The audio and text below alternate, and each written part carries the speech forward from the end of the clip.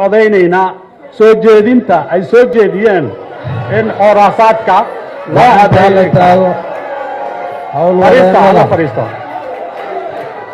hala fariisto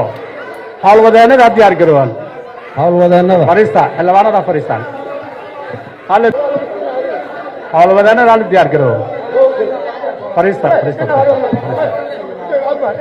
howlwadeennada hadgalaan meeshan ay imaanina xagga tagaan howlwadeennada fariista howlwadeennada diyaar garoobaan halkaan ka dega halkaan ka dega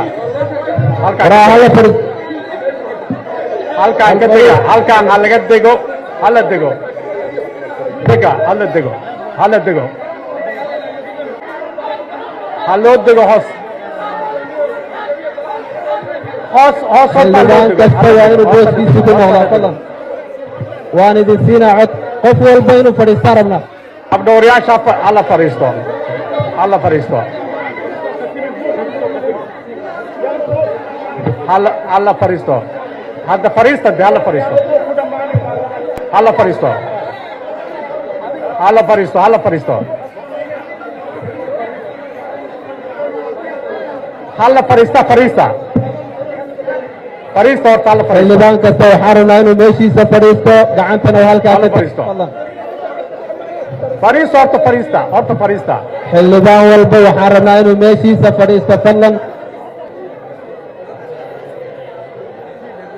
hala dejiyo inta diidan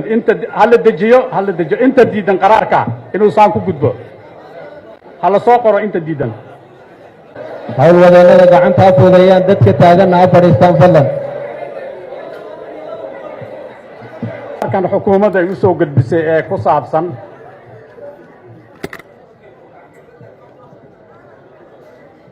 in loo ogolaado guddiga soo xulaya guddoomiyaha bangiga dhexe qofkii ugu darajo sarreeya ama ugu mudan oo imtixaankaasi ku guulaystay in la qaato xukuumaddu ay codsatay waxaa ka aamusay waa eber